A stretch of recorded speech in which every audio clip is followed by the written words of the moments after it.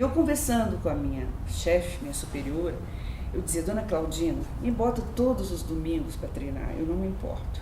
Não pode 3, 4. A equipe era fim de semana. Vai no seu pastor, pede uma autorização para que ele autorize você fazer a reciclagem, o treinamento no final de semana. Dona Claudina, não é questão de pastor, é por questão de consciência. Eu sou consciente que o dia para mim é sagrado. Chegou a última turma, estava meu nome lá. Eu cheguei: Dona Claudina, não tem como. Então eu lamento, vou te levar para o diretor e lamentavelmente ele vai ter que assinar a sua demissão. Começou a pregar a palavra, eu falei que estava ocupado, que não podia e que não cria, eu não tinha crença em nenhum tipo de religião. Aí nesse percurso até a saída do ônibus, o pastor ficou no meu pé falando um monte de coisa e falando que eu estava possuído. Nós começamos o artigo 5º de hoje mostrando 2 personagens. Primeiro, uma adventista que perdeu o emprego por não trabalhar aos sábados, como exigia o patrão. O segundo, um ateu que foi constrangido na rua por declarar a um religioso que não tinha nenhuma crença. A intolerância religiosa e até a opção de ter ou não uma religião é o tema do programa de hoje.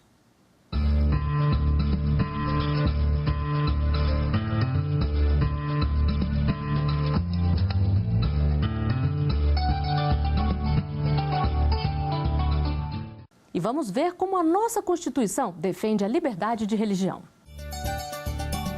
A nossa Constituição defende a inviolabilidade da liberdade de consciência e de crença.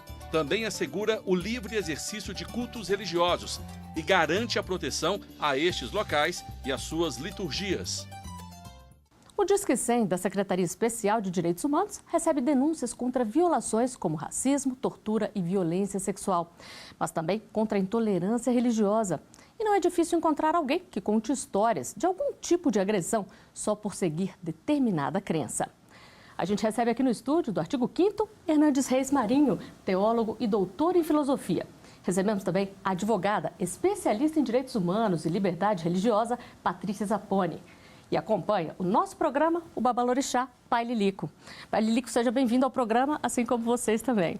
E eu queria começar perguntando para o senhor que o levantamento da Secretaria diz justamente que as principais vítimas são de religiões de origem africana. O senhor já sofreu algum tipo de preconceito? Ah, com certeza, meu anjo. Muito. Porque as pessoas precisam, é ter mais um pouco de educação e ter um pouco mais de religiosidade realmente.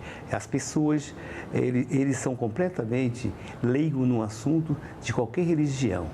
E eu digo às pessoas, nós temos que acreditar em todas as religiões, porque a fé não pode ser medida, nem a minha fé e nem de ninguém. Mas já sofri bastante, até hoje ainda sofre, porque na chácara lá, na roça, tem muita criança. E as crianças no colégio, elas sofrem completamente de preconceito, de chamados de macumbeiros, que nós matamos, assassinamos crianças, e mil coisas que eles falam.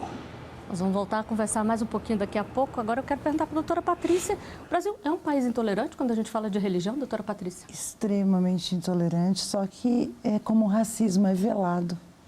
Na verdade, ele não é uma coisa tão clara. Hoje que está vindo mais à tona, porque as pessoas estão ficando mais conscientes. Mas o racismo é muito grande e a intolerância religiosa com relação principalmente às matrizes africanas é imensa. Doutor Hernandes, a intolerância religiosa não é algo restrito ao Brasil e nem aos tempos de hoje. Sempre houve essa perseguição, essa falta de respeito? Com certeza, a história demonstra isso, né? Inclusive, uma das coisas que aconteciam na antiguidade era exatamente a necessidade dos povos mostrarem a superioridade dos seus deuses em relação aos outros.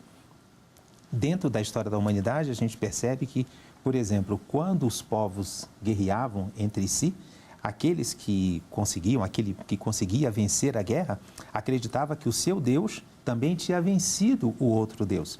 Então, uma das coisas que normalmente acontecia era você deixar de lado o seu Deus, porque era um Deus fraco, para poder aderir ao meu, que é um Deus forte. E isso veio se colocando ao longo da história. E uma coisa que pesou muito quanto a essa questão da perseguição e da intolerância religiosa foi a entrada, de modo errôneo, da ideia de um Deus único. partir do momento que você estabelece que só existe um só Deus e esse Deus é verdadeiro, e você não cria a ideia de que esse Deus único e verdadeiro pode se manifestar de várias maneiras, então você restringe a possibilidade das pessoas criarem relações com esse Deus único e verdadeiro, que é exatamente o que a gente fala da questão da religião, que são maneiras diferentes de se relacionar. Agora, existe punição para quem comete algum ato de intolerância religiosa, Existe. doutora Patrícia? O Código Penal ele já tipifica isso, né, no caso da injúria. E hoje, com a institucionalização de algumas delegacias, os crimes estão sendo mais apurados e tipificados. Então, está havendo uma capacitação maior dos profissionais da área, né, na verdade, dos agentes, delegados, profissionais ligados a esse tema, para poder entender melhor. Porque antigamente o que era tão somente uma desinteligência. Hoje não. Hoje eles já enxergam a intolerância religiosa, eles já enxergam o racismo. Então, é tudo uma questão de capacitação e evolução. Bom, e o estado com maior número de denúncias no Disque 100 contra a intolerância religiosa é o Rio de Janeiro. Vamos ver outros detalhes do relatório da Secretaria Especial de Direitos Humanos. O levantamento aponta que em 2011, apenas 15 pessoas denunciaram algum tipo de intolerância religiosa. Um ano depois, as denúncias aumentaram para 109. Em 2013, com o Disque 100 mais popularizado, foram 231 denúncias. Em 2014, houve diminuição para 149 contatos. Em 2015, o maior número registrado em um só ano, 556. Até abril de 2016, mês do último levantamento, foram 196. Total, 1.256 denúncias em 5 anos e 4 meses. Doutora Patrícia, o número é considerado alto, é considerado baixo? Como é que a senhora avalia? É baixo, é pouco, mas ele vem aumentando exponencialmente pelo fato das pessoas estarem mais atentas e mais conscientes, né? Na verdade, está tendo uma propagação maior do que é a intolerância religiosa, como é que as pessoas devem agir. Está melhorando a questão da educação, as pessoas estão ficando mais cientes dos direitos delas. E como deve ser a ação, doutor Hernandes? A pessoa recebeu ali um ato de intolerância religiosa, o que a pessoa deve fazer? O ideal seria que a pessoa denunciasse, fosse até uma delegacia, manifestasse a sua indignação, pedisse que fosse feito o boletim de ocorrência e seguisse os trâmites normais da justiça. E qualquer delegacia, né, doutor, está apta para receber essa denúncia. Então, vamos chamar agora o pai Lilico, então, para poder saber se ele já passou por um caso como esse. O senhor já falou até que tem vários casos. O senhor já teve que fazer alguma denúncia? Já ajudou alguém a fazer alguma denúncia? Olha só, qualquer coisa que aconteça, agora nós temos a PM com a gente, né? E se tiver que fazer alguma denúncia, nós já entramos num grupo e fazemos a denúncia. Antes, quando as crianças estudavam, houve conflito entre as crianças. Por qual motivo? As professoras mesmo diziam que a religião africana era uma região que matava criança. Uma vez estavam as pessoas lá em casa, e aí estava um jornalista, estava o secretário do Ministério da Justiça, doutor Alaú, e os meninos começaram a jogar pedra em cima de umas casas lá. E aí saíram, foram conversar com eles, e aí me falaram, não vou entrar aí não, dá para você entrar? Os meninos falaram, não vou entrar. E aí a gente conseguimos que as crianças entrassem e vissem que não tinha nada a ver. E então aí começou os meninos falaram, eu falei, por que você não entra, não pega as coisas? Ele falou, aqui também tem criança, não é? Engraçado, eu pensei que aqui fosse só coisa negativa, mas a coisa que é tão bonito, é tão bom, não é? Falei, então foi convidada as professoras no colégio, para que ela pudesse ir lá, ela foi lá em casa, e aí ela começou a ir nos colégios e conversar com os colégios sobre o assunto do Iorubá, e os meninos começaram a irem, começar a falar sobre a religiosidade, para que as pessoas começassem a entender um pouco, que aquilo que as pessoas não entendem, há um tipo de agressão. Elas muitas vezes criticam, né? Exatamente, só faz criticar. E as pessoas começam muito a criticar aquilo que ele não sabe, não é? Bom, Mostrar para as pessoas como o Pai Lilico fez é o caminho, doutor Hernandes? Com certeza. Eu acho que a educação é o melhor caminho. É claro que aqui ao lado da doutora a gente fala, não, vamos criar leis, vamos criar leis, vamos criar leis, mas nem sempre a lei é um processo educativo. A educação é um outro processo. Você não pode apenas ser reprimido para poder responder a uma ação. Você tem que ter a consciência de que você tem que realizar aquela ação.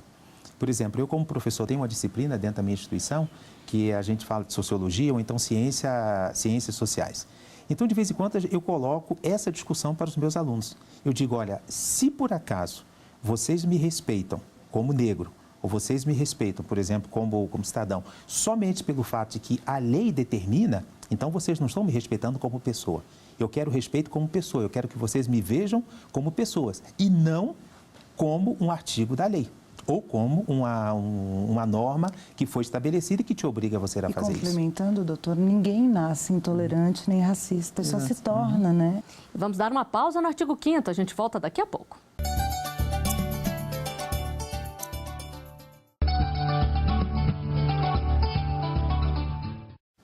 Estamos de volta com o artigo 5º. O assunto de hoje é a intolerância religiosa. O programa recebe aqui no estúdio Hernandes Reis Marinho, teólogo e doutor em filosofia, e também a advogada, especialista em direitos humanos e liberdade religiosa, Patrícia Zapponi. Também aqui, acompanhando o que é discutido, o Babalorixá, Pai Lilico, representando as religiões afro, principais vítimas da intolerância, segundo o levantamento da Secretaria Especial de Direitos Humanos. E você vai ver agora um trecho do documentário Intolerância da Fé. Está chegando no 40º boletim de ocorrência. Eu não sei o que acontece. Os boletins de ocorrência nunca viram processo.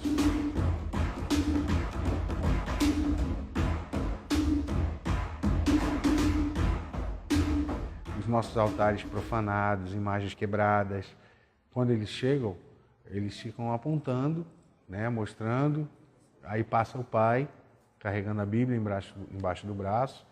Em seguida vem a mãe e pisa em cima das oferendas sem nenhum tipo de respeito.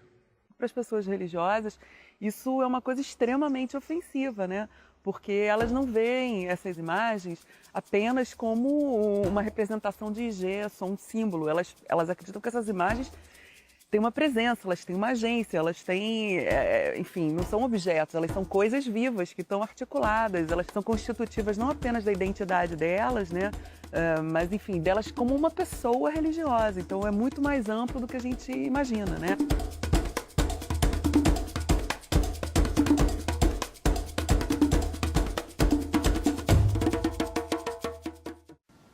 São cenas fortes, né, doutor Hernandes, que a gente viu aqui. É isso mesmo que disse a antropóloga, tem que respeitar não só a religião, mas também todos os símbolos que ela contém? Com certeza. Eu acho que há uma ignorância em relação ao elemento da simbologia, né? Porque o símbolo, ele pode não ter importância e significado para você. Mas ele tem uma importância e um significado para mim porque eu crio o símbolo a partir de uma experiência existencial.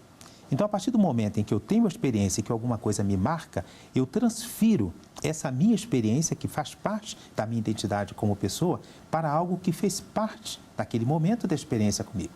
Então, já que vivemos em sociedade, nós precisamos entender que mesmo que algo não faça significado para mim, é importante eu respeitar a sua identidade que está presente naquilo. Por isso que não necessariamente que diga assim, eu vou aceitar a imagem como seja minha. Não, eu respeito a identidade do outro que está presente naquilo que tem uma simbologia forte para ele. Respeito é sinônimo de tolerância religiosa, doutora Patrícia? Se eu tolero, eu estou aceitando, né, de alguma forma, mesmo que eu não... Eu tenho que aceitar aquilo, né, estou tolerando. E eu prefiro ser respeitada do que tolerada, né? Tolerar é algo que não está bom para mim, mas já que não tem jeito, vamos deixar. Agora, respeitar não, é olhar o outro, se colocar no lugar do outro e aceitar da maneira que é, né? É a mesma coisa assim, no caso das religiões de matriz africana, uma pedra, o solo para nós é sagrado, a natureza é sagrada. Né? Nas religiões de matriz africana, nós cultuamos a natureza. Né? Na Umbanda, nós temos mais simbologia. Mas no caso dos orixás, os orixás são personificados em pessoas. Então, quando você quebram, né, na prainha aqui em Brasília. Se você vai e quebra uma estátua de um orixá, você está maculando aquela pessoa daquele orixá, que recebe aquela energia, né? É muito triste isso. Então nós vamos chamar agora o Pai Lilico novamente para saber a opinião dele. Pai Lilico, o senhor viu aí as imagens como a gente viu aqui, o que o senhor acha disso? O senhor já passou por situações semelhantes de ver algum local do senhor ser destruído? Não, porque lá em casa é bem grande, mas que eles gostam, eles gostam. Outra coisa engraçada, a pessoa pode não gostar, a pessoa pode nem querer fazer parte, mas é uma coisa engraçada, nós vivemos em comunidade, né? Nós vivemos em comunidade e temos que respeitar um ao outro, porque o respeito é importante para todos nós e as pessoas esquecem que o espaço de cada um tem que ser respeitado, não é? Bom, doutor Hernandes, vamos voltar aqui e falar então do respeito e do preconceito que existe, principalmente com as religiões de matriz africana. O senhor acha que isso tem a ver também com preconceito de raça? Com certeza. Eu acredito que se reportam, digamos assim, para essas religiões em função do nosso processo histórico. Que, por exemplo, eu até questiono um pouco, está sempre falando religiões de matrizes africanas, exatamente por causa dessa criação de uma espécie de gueto para uma determinada situação. Porque se a gente voltar ao nosso processo histórico, a gente vê que, por exemplo, os negros, eles não foram convidados para virem para o Brasil, né? Eles foram jogados aqui no Brasil. E mesmo sendo jogados, eles contribuíram e muito para a construção. Quer dizer, se o Brasil é o que é hoje, é fruto do suor, é fruto do esforço e do sangue que os negros deixaram aqui para poder construir essa grande nação. Deveria ter um respeito ainda maior, né? Exatamente, por causa disso. Se a gente observa, por exemplo, a nossa cultura, em todos os aspectos da nossa cultura, tem um pouquinho da contribuição que nós deixamos e que nós aqui implementamos. Então, quando eu vejo essa violência contra esta religião, então eu vejo que por detrás da violência está o estereótipo que a gente cria. Isso é algo de negro. E se é algo de negro, não é algo bom, não é algo que venha a valer a pena. E uma coisa muito estranha, que quando nós temos acesso a africanos mesmo, aos embaixadores, eles não conseguem entender o racismo brasileiro. É uma coisa que causa estranheza. Porque nós brasileiros deveríamos ter a noção de pertencimento cultural, coisa que nós negamos. Até porque nós somos uma mistura de raças, né? Nós somos fruto dessa mistura. E muito do que é nosso é africano, né? A feijoada é africana, a origem do samba é africano. Muito da nossa cultura, até da nossa maneira de nos expressarmos, as palavras do nosso vocabulário são de origem banto, a palavra moleque, muita coisa nossa é africana, né? E o Brasil é multicolorido. O ser humano, ele trabalha muito com essa ideia da superioridade. Então, em muitos momentos, para você aceitar a diversidade, é necessário que você aceite a igualdade. E aí você sai um pouco desse leque da superioridade. E é por isso que eu acho que é fundamental que as pessoas entendam que a diversidade dentro da cultura não é um defeito da cultura, é uma riqueza. E não é um contrassenso, doutora Patrícia, a religião que serve aí para apaziguar está justamente sendo motivo de mais intolerância? Mas aí entra o poder. Né? Desde que o mundo é mundo, a religião ela é utilizada como poder. É um poder paralelo. Tanto é que hoje em dia o que nós estamos vendo? A laicização do Estado. Nosso Estado é laico, mas estão buscando a laicização. A equiparação do poder religioso para um poder político. Bom, vou aproveitar que a senhora falou do Estado laico, então. O que significa na prática isso? Significa que não tem que ter uma religião oficial, é isso? É, o Estado ele não tem uma religião oficial, ele respeita todas as religiões. E a gente estava falando de preconceito aqui. Será que a intolerância religiosa tem ou não a ver com preconceito de cor? As religiões afro são perseguidas porque, pelo menos no inconsciente das pessoas, estão ligadas aos negros. Veja só o que o filósofo Agnaldo Portugal, da Universidade de Brasília, tem a dizer sobre isso. Você tem 400 anos de escravidão. Essa escravidão era fortemente violenta. Isso, de certo modo, ficou impregnado na cultura e na sociedade brasileira. É claro, os escravos eram negros. Então você tem uma ideia, talvez difusa, de que essa violência continua se propagando. Então a violência da sociedade brasileira aparece como mais uma faceta na intolerância religiosa. Mas ela é algo, infelizmente, que a gente precisa lidar em geral, não só na religião. É uma pena, como eu costumo dizer, que a religião hoje esteja sendo parte do problema e não da solução para resolver a questão da violência. Vocês concordam com isso? A violência no Brasil está acabando, se refletindo também na religião? Também. E outra, né? No caso das religiões de matriz africana, ela aceita a pessoa como ela é. Então, homoafetivos, eles são aceitos. Não há um julgamento dentro da religião de matriz africana. Isso também pesa, e muito. Eu acho que volto na questão da ignorância dentro da questão dos conceitos, né? As pessoas, quando falam de religião, aquela ideia da criação do Deus único terminou também produzindo a ideia de que se existe somente um Deus, também tem que existir somente uma religião. E as pessoas se esquecem que a religião é uma experiência de vida que o indivíduo faz com um ser transcendental. Essa experiência de vida... É minha maneira de me expressar com o meu Supremo. Um acha que o clamor é que vai fazer, o outro vai orar, o outro vai preparar uma comida e oferecer para o seu orixá. É a maneira que a pessoa tem, eu falo que são as línguas, os idiomas. Né? A religião é o idioma de cada um para falar com o seu Supremo. E isso vai dentro das possibilidades. Que, por exemplo, se eu estou em uma determinada situação geográfica, determinada cultura, eu vou pegar aqueles elementos que estão ali ao meu alcance para poder criar essa minha forma de me relacionar com esse ser transcendental. Então, não tem que se pensar, por exemplo, que a religião tem que ser única e que também o Deus tem que ser único dentro daquela expressão que eu entendo. Uma pessoa que só tem que ter uma fisionomia, só tem que ter um modo de ser e só tem que ter somente um olhar. Então vamos chamar de novo o Pai Lilico para ver como é que vocês tratam essa questão das diferentes religiões, Pai Lilico. Tem que respeitar todo mundo? Com certeza. Nós temos que respeitar todas as religiões, porque para ser respeitado tem que respeitar. E o que as pessoas precisam é aprender a respeitar a religião do outro, porque é uma coisa engraçada. Deus e a fé, quando está dentro da gente, cada um tem o seu Deus, porque cada um pensa de um Deus diferente, cada um almeja uma coisa diferente, cada um quer uma coisa diferente. E para nós, para a gente de Candomblé, o grão é sagrado, porque o grão é sagrado, o grão é que nos alimenta. A terra é sagrada, porque das entranhas da terra é que nasce tudo. E nascendo tudo, e a única pessoa que tem entranha na terra, na vida, é a mulher, não é? A mulher que dá a vida. E tem que ser respeitada, o homem tem que ser respeitado. Por qual motivo? Já tem escrito na Bíblia, aonde existe um pedaço de pau e onde existe uma pedra, ali existe um Deus. Então, se a natureza é viva, por que não ter o espírito da natureza e cada um ser um Deus também? Não é verdade? Exatamente. Agora, doutora Patrícia, a gente está falando aqui de respeitar todas as religiões e tem também as pessoas que não acreditam em religião nenhuma. Sim, elas também ateus, merecem o respeito. Com certeza. É a liberdade de crença, até de não crer. Né? O ateu, ele não precisa necessariamente materializar aquilo. Né? Então, todo mundo tem que ser respeitado. Gostaria de saber rapidamente de vocês o que pode ser feito para combater essa intolerância religiosa. Doutora Patrícia. Eu acho que focar na educação de base, porque ninguém nasce intolerante nem racista.